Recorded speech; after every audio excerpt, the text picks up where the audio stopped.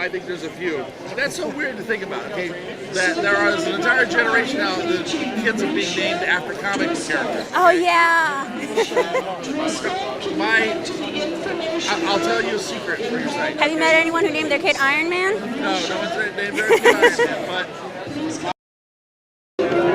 my daughter, her name is Shauna. She's in her 40s now, right?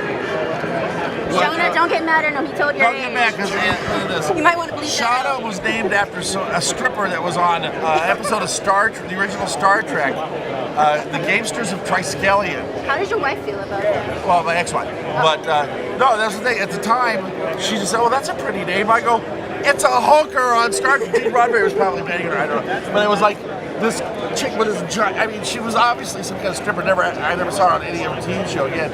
But her name was Shauna. She must have mesmerized you. But my daughter's mother thought it was pretty. So, and to this day, I don't think my daughter actually knows that she's named after a stripper. Until this video gets out. Yeah, exactly. Look, I'm getting on in years. I need to start confessing these things.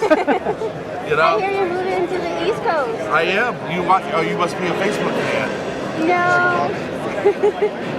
Someone, a little birdie told me. Oh, a little Is this going to be your last con? Thank you. I appreciate it. Ever? No, at least on the West Coast. No, I'll be back here, in fact, in September for the San Francisco show. Right on, I'm going there. Yeah, I got my tickets. To be continued. Yeah. What was your inspiration for Iron Man, the modern Iron Man? An achievable role model. I could never be Iron Man, but I sure as hell could be Tony Stark, baby. Yeah. You know?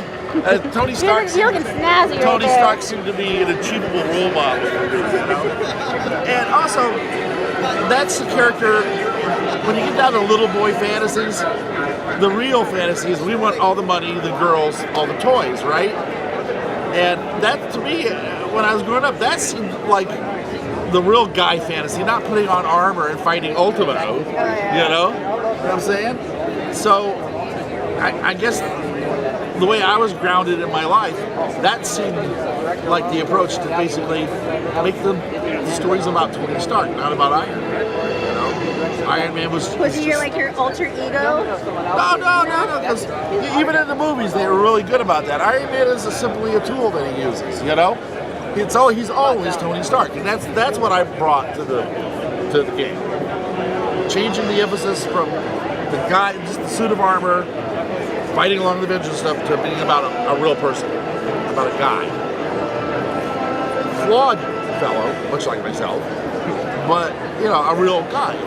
That's the real difference between what came before and what's gone since.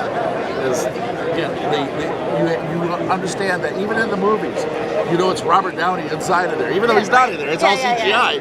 You still feel it's Robert Downey in there because he plays that character with such verve and conviction. It's always that's what makes it credible. That's what makes you believe it. That's the fantasy. That's the suspension of disbelief. The sense of wonder.